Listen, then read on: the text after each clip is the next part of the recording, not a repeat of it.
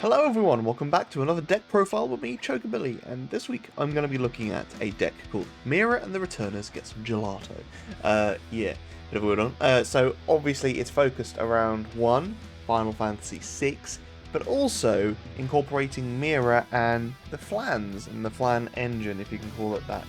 And capitalizing on discards and, having some synergy between the 6 engine and some of the things that can do alongside those cards.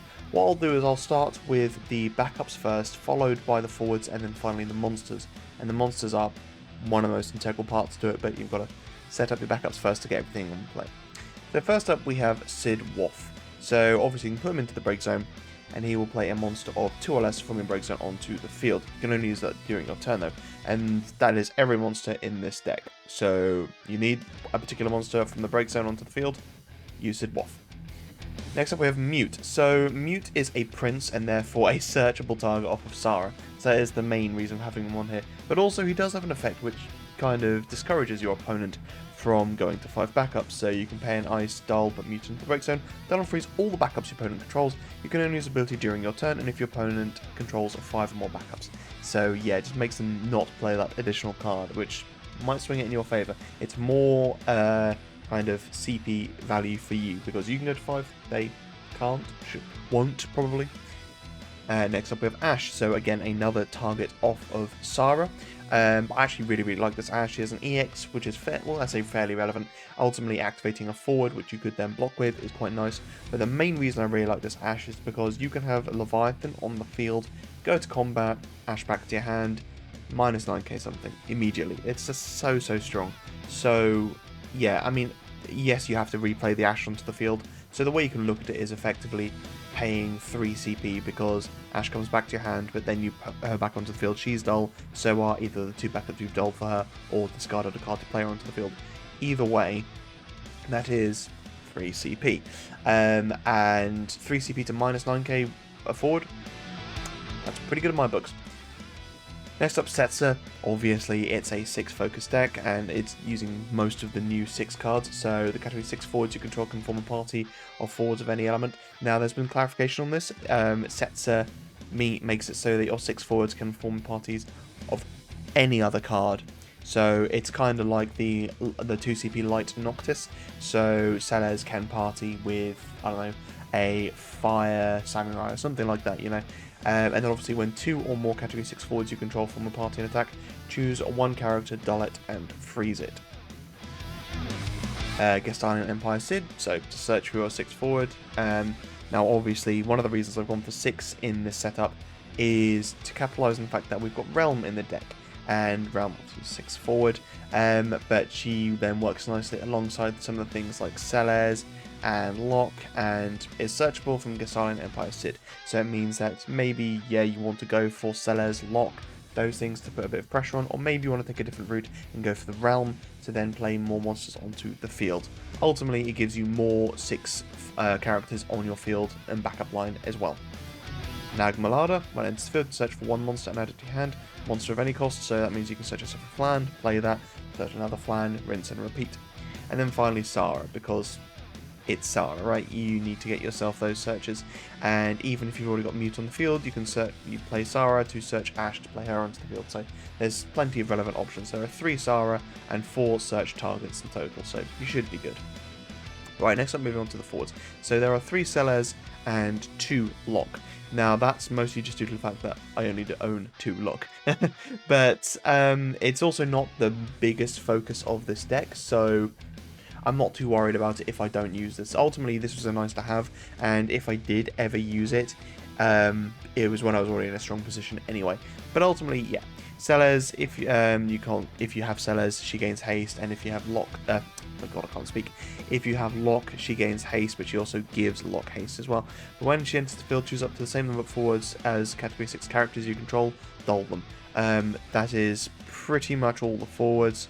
Realm, Umaro, Leviathan. So the only forwards that don't include are Leviathan and Mira.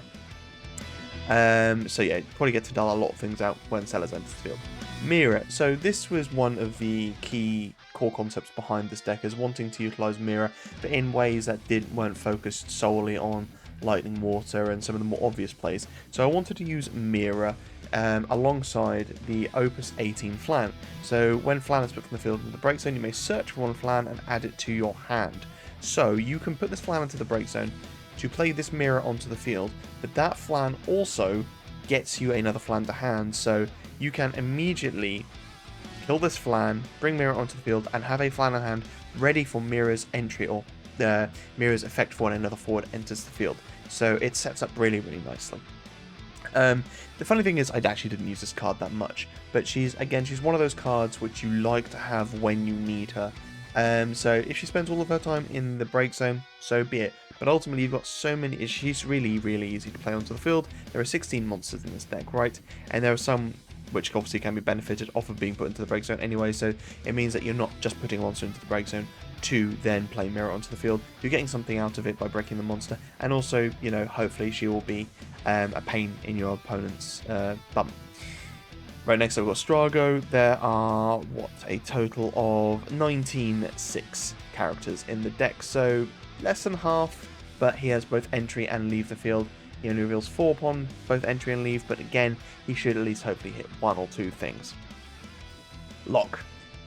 Again, similar to Strago, he can miss, but he'll probably hit at least 1 thing.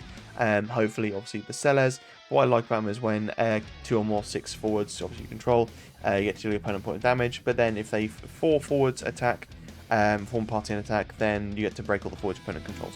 So as I mentioned before, most of the forwards are 6 even.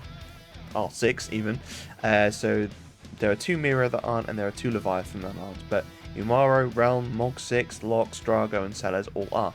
Now, unfortunately, there aren't any 6 monsters in Ice or Water, which is a big shame because it would fit so nicely into this deck. But unfortunately, it's not to be, so it means that we can't utilize Lock's effect in that way.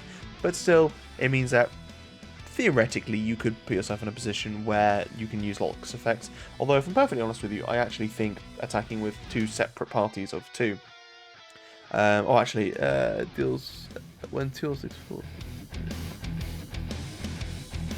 Yeah, so, sorry, I couldn't remember if Lock had to be in the party, but he doesn't. So you could have 2 forms that do different parties that will deal the damage as well. But either way, again, nice to have card. It's an EX, which can reveal cards off the top, which is always nice. But ultimately, it's not essential to the deck. Just a good push for game, probably. Mog 6, obviously you can reduce his cost by quite a substantial amount, but that is one of the reasons that there are so many 6 backups, because his cost is reduced by each character. So that means you could have Gestalian Empire Sid, Setzer, and, well, that's literally it, actually. Sorry, they're the only 6 characters on the backup line. But then maybe Realm and Strago, something like that, you know. Either way, being able to play him onto the field and draw Freeze, it's just really nice. But ultimately, being able to attack and give first strike to everything is really, really useful when you've got loads of tiny little forwards.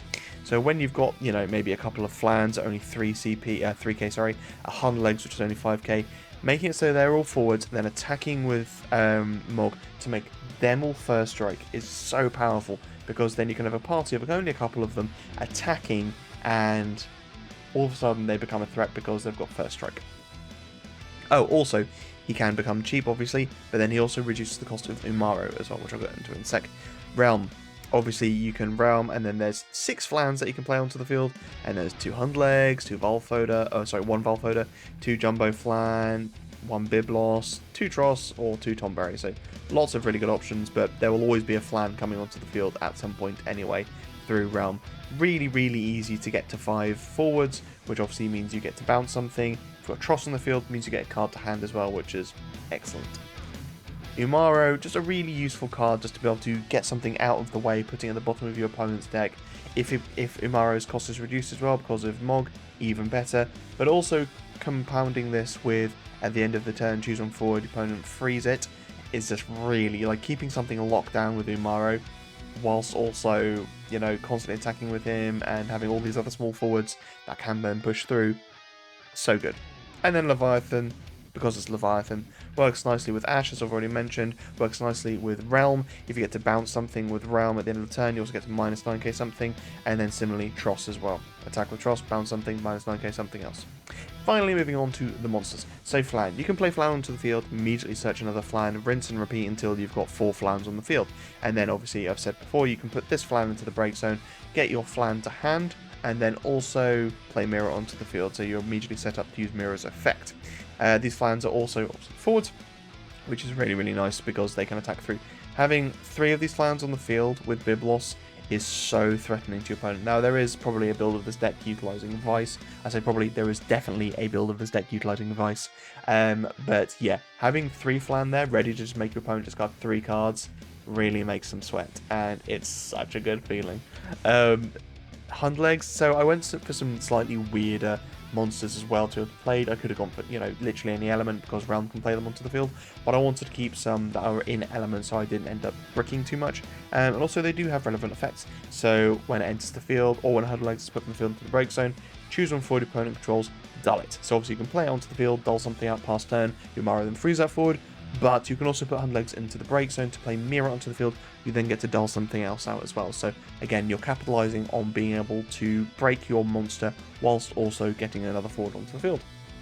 Valve Folder, so if you control 3 or more ice backups, it becomes a 4 to 7k power. When Valve Folder is put from field into the break zone, your opponent discards 1 card from hand. So, you know, maybe your opponent's got 4 cards in hand, you use 3 Flans, make them discard 4, you then put Valve Folder into the break zone to play Mirror on the field, make them get rid of that 4th card. Disgusting. Jumbo Flan, it's just a really, really good monster. Play it onto the field, dull freeze something, make it a 4 to 6k, dies at the end of the turn. Simple as really, but just really nice. Unfortunately, I did kind of put it in just because it's thematically correct, but unfortunately it's not searchable off of the Flan because it searches for a card name Flan, not a job Flan, which is a big shame because it really should be card name or job Flan. Next up, Biblos, because there's discard in the deck, so therefore you want to be having Biblos. Now, I've only got 1 in the deck because I felt Tross was more of a more important card than Biblos. Obviously, Biblos attacks, you get to make your opponent discard a card, freeze things out, but you can play it back onto the field using Sid Waff if you really need to, if he does end up going to the break zone. But I wanted to focus more on Tross because bouncers are generally more consistent using Realm, using Leviathan. Obviously Ash doesn't count towards that, but Tross, I just prefer Tross, if I'm perfectly honest with you. Whilst obviously having 2 Biblos wouldn't be bad either, because ultimately you do have the Flans, they are a core component of the deck. Being able to just make your opponent discard a card, I mean, putting 3 Flans in the break zone, make your opponent discard 3 cards, and then done freezing 3 of their forwards as well is pretty brutal. So, you know, there's definitely cause for probably knocking Biblos up to a 2. Similarly, Tross, I found I used Tross more, to be honest. Attacking with Tross feels much safer because, yes, your opponent can discard a card, but they can obviously respond by, you know, casting a summon, leaving themselves no cards, so they're not getting a dull freeze, and then even if the summon they've cast doesn't affect the combat in any way, Biblos can still be blocked there. Tross, at the very least, does bounce something. Obviously, it is only of cost 4 or less, but either way, it's probably moving something out of the way and getting a card at the same time. And then finally Tomberry, because Tomberry is Tomberry. It gets you a card that enters the field, and it can be really threatening, again, just by having that, you know, if I deal damage to something, kill it. And Tomberry, with First Strike from Mog 6, is just hilarious, because it's this little tiny 2 CP, but the instant it deals damage, which it will because of the First Strike, kill it. And that's the deck. That's really not too much going on here, to be perfectly honest with you. There's still lots of little fun things that you can do. And fun little quirks, like having the Ash triggering your Leviathan, having, obviously, Tomberries with First Strike, Hunt legs into the break zone to then play Mirror to dull something out, push for game, who knows. There's loads of fun little things that you can do with it. You could take the 6th engine out of this for definite and put something else in, like I said before, using Vice or capitalizing on, you know, discards in another manner, but ultimately, I wanted to go with 6 because I hadn't played the 6th engine, or the most recent 6th engine yet, but also kind of fits because, you know, if you can move things out of the way fairly easy with dull freezing stuff, and then lock Celes, go ham, that's pretty brutal as well, and it's very, very quick and fast if you can get it off. But like I said, 9 times out of 10 when I did that, I was already in a pretty good position anyway.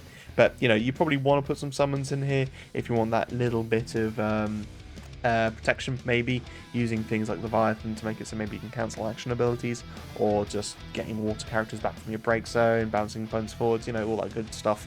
But ultimately, I'm a massive fan of monsters, so I'd put in as many in the deck as I possibly can. Anyway, let me know what you guys would think about this deck. How would you change it up? What would you put in the deck? What would you take out? What would you replace with the 6 engine? Because, you know, it's not essential in the slightest. Also, make sure to like and subscribe. Subscribe especially because, you know, it is very important to the channel. About 80% of people that watch my videos aren't subscribed, so you should be. Anyway, thank you so much for watching, guys. Stay safe, be lucky, and I'll see you in the next video.